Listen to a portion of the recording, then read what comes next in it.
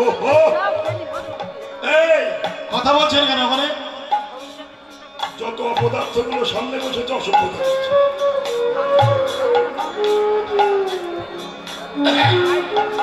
তাহলে বুঝাটি কেমন? জানা সত্ত্বেও আমরা মূর্খের মতো ব্যবহার করি। তাহলে জ্ঞান থাকা সত্ত্বেও অজ্ঞান।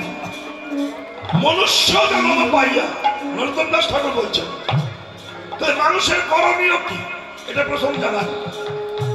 আমি মানুষ আর একটা কুকুর, সে কুকুর গু গোবর খাবে, মরা সটা খাবে, মাছ মাংস খাবে, দৌড়াদৌড়ি করবে, চোখ নাক কান হাত পা সব আছে কুকুরের, বাচ্চা পিলে হয়, ঘুমায়, পা হাত পা আছে, সবই আছে। কিন্তু কুকুরের মানুষের ডিফারেন্স কোথায়? মানুষের আত্মতত্ত্ব চেতনা আছে, আর কুকুরের আত্মতত্ত্ব চেতনা নাই। তাহলে মানুষের আত্মতত্ত্ব চেতনা থাকা সত্ত্বেও যে মানুষ মনুষ্যত্ব প্রকাশ করবে না, বিচার করবে না, আমার করণীয় কি, আমি কে, কোথায় ছিলাম, কোথায় এলাম, কেন এলাম, কেন যাব, কে এনেছে, কে নিয়ে যাবে, আমাদের কর্তব্য কি, এই কর্তব্যগুলো আমরা হারিয়ে গেছি। তাই মহাজন বলছেন, জেনে শুনে বিষ খেয়েছি, কুসর্গ করেছি, কুখাদ্য খেয়েছি, কুকথা বলেছি, কুচিন্তা করেছি, কুবস্তু দেখেছি। তাহলে এর থেকে নিস্তার পাওয়ার রাস্তাটা কি? বলছেন নিস্তার আছে। মহাপ্রভু কলিহত জীবের দুর্দশা দেখে কলির জীবকে উদ্ধার করবার জন্য একটা মহা ঔষধ এনেছেন। সেটা কি না? গোলকের প্রেমধন হরিনাম সংকীর্তন। হরিব দেবা উলধ্বনি।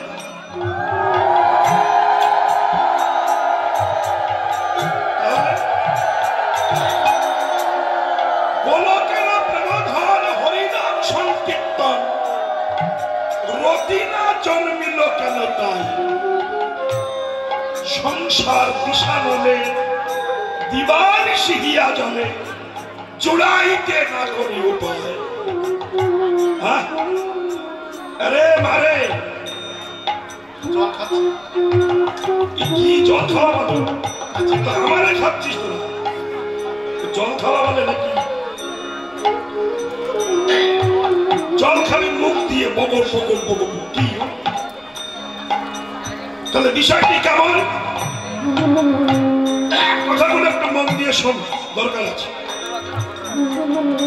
সবসময় তো চ্যাংরানি কথা ভালো লাগে না। কীর্তন শুনতে এসে যদি চিত্তবৃত্তি জেগে না ওঠে, সে কীর্তন শুনে তো লাভ নেই। তা মহাজনী পদগুলো গিয়েছে, গোলকের প্রেমধন হরিনাম সংকীর্তন। গোলকে ছিল এই নাম, প্রকাশ হয়নি। প্রকাশ হলো কবে? এই কলিকালে। মানুষের কলির মানুষ যে নীতিভ্রষ্ট হয়ে গেছে, ধর্ম হারিয়ে ফেলেছে, মনুষ্যত্ব হারিয়ে ফেলেছে, এই মানুষকে উদ্ধার করতে স্বয়ং ভগবান তার সুখ প্রাচুর্য ত্যাগ করে, ঐশ্বর্য ত্যাগ করে মাধুর্যের ঘরে প্রবেশ করেছেন, করে নিজের মা, নিজের স্ত্রী, ঘর সংসার ত্যাগ করে কলিহত জীবকে উদ্ধার করবার জন্য পশ্চিম বাংলা ত্যাগ করে, নবদ্বীপ ত্যাগ করে সারাটা ভারতবর্ষ পায়ে হেঁটে ঘুরেছে এই হরিনামের প্রতিধ্বনি করে। পৃথিবীতে এর মতো মহা ঔষধি আর আছে বলে মনে হয় না। তাহলে এই ঔষধের রোগ সারে 100%। তবে কখন সারবে?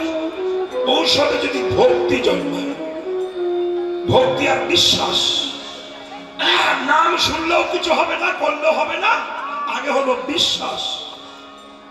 পৃথিবীতে বড় অভাব বিশ্বাসের। আর বিশ্বাস নাই বলে মানুষ ধর্ম শূন্য হয়ে গেছে। আমি ছোট্ট কথা বলি, এই এত টাকা ব্যয় করে এই জায়গার কমিটি কীর্তন দিচ্ছে কেন? যুক্তিটা কি? না বছরে ভিক্ষা করে অনেক পয়সা সঞ্চয় করে এই পয়সা ব্যয় করে কীর্তন দেওয়ার কারণ বহু মানুষ আসবে, হরিকথা শুনবে, শুনে বিশ্বাস জন্মাবে, তবে সনাতন ধর্ম প্রজ্বলিত হবে পৃথিবীর মাঝখানে। আগে হলো বিশ্বাস। তাই ছোট্ট একটা উদাহরণ দেবো আমি আপনাদের কাছে। ভগবানকে পেতে গেলে গয়া, কাশী, মথুরা, শ্রীক্ষেত্রে যেতে হয় না। আর ভব ব্যাধি থেকে মুক্তি পেতে গেলে বড় বড় ডাক্তারের কাছে যাওয়া লাগে না, সে ওষুধ আপনার কাছে আছে। বিনোদ বাবা বৃন্দাবনের নাম শুনেছেন কি জানি না, এখনো বেঁচে আছেন, ফেসবুকে ইউটিউবে দিচ্ছে। বিনোদ বাবা এখান থেকে 20 বছর আগে ডাক্তার বলেছে যে আপনার 2টি কিডনি নষ্ট হয়ে গেছে, আপনি বাঁচবেন না। বিনোদ বাবা 20খানা বছর কোন চিকিৎসা না করে শুধু রাধা নামে বেঁচে আছেন। এখন এটি কাগজে বেরিয়েছিল, কাগজে বিনোদ বাবার কাহিনী বেরিয়েছিল। আশ্চর্য, ভেলোরের ডাক্তাররা স্তম্ভিত হয়েছে, সম্ভব? বিনোদ বাবা বলেছে আমার রাধা রানীর কৃপা হলে মরা মানুষে বেঁচে উঠতে পারে। বিশ্বাস, এই বিশ্বাস না হলে কিছু হবে না। তাই ভব ব্যাধি থেকে মুক্তি পেতে গেলে মানুষের আগে দরকার বিশ্বাস। একটা বিশ্বাস নিতে আসে না, পয়সা ব্যয় করলে বিশ্বাস আসে। পয়সার মাল, অনেক দামি বস্তু নষ্ট করতে ভয় হয়। ঠিক তেমনি রাজা মশার রোগ হয়েছে, খুব মন দিয়ে কথাগুলো শুনবেন। রাজার রোগ হয়েছে, কোন ডাক্তার কোন কবিরাজ ভালো করতে পারছে না। কেন? বিশ্বাস না। রাজা তো অনেক টাকার মালিক, একজন বৈষ্ণব সাধু, সে মনে করছে রাজার সব আছে, বিশ্বাস না। আর বিশ্বাস নাই বলে ওর রোগ ভালো হচ্ছে না। আমি যাবো চিকিৎসা করতে, বৈষ্ণব তো বড় চতুর, তো মহারাজের কাছে বলছে মহারাজের জয় হোক। কে? আমি, আপনি আমাকে চিনবেন না মহারাজ? আমি এসেছি কেন? আপনার রোগ মেরামত করতে এসেছি। বলে হ্যাঁ, হাতি ঘোড়া গেল তখন, মশা বলে কত যখন, তুমি রোগ ভালো করবে হয় নাকি? আমি ভেলোরে গেছি, আমেরিকায় গেছি, অ্যাপোলো গেছি, চেন্নাইতে, কেউ ভালো করতে পারলো না। বললো মহারাজ ও ডাক্তার আপনার নাড়ি নির্ণয় করে ওষুধ দেয়নি। প্রথম কথা, কেন? যে জন্য কৃষ্ণ ভজে সে বড় চতুর। ও ভাইরা, তিত ওষুধ যখন বাচ্চারা না খায় তখন মিষ্টি দিয়ে খাওয়াতে হয়, তাই না? তেমনি হরিনাম মানুষ যখন খাবে না, একটু ভালোবাসা, প্রেম, ভক্তি, হাস্য, কৌতুক দিয়ে মানুষকে খাওয়াতে হয়। যখন খেয়ে রোগ ভালো হয় তখন সে বলে কিন্তু খেয়ে আমার কাজ হয়েছে।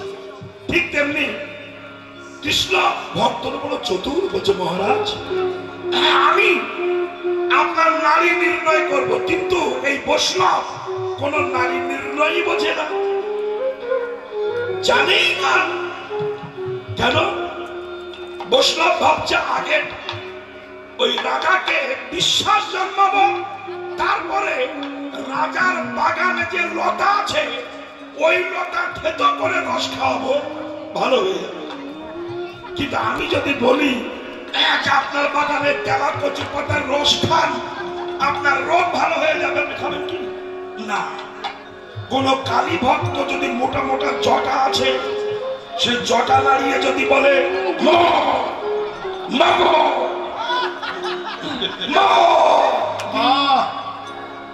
ভক্ত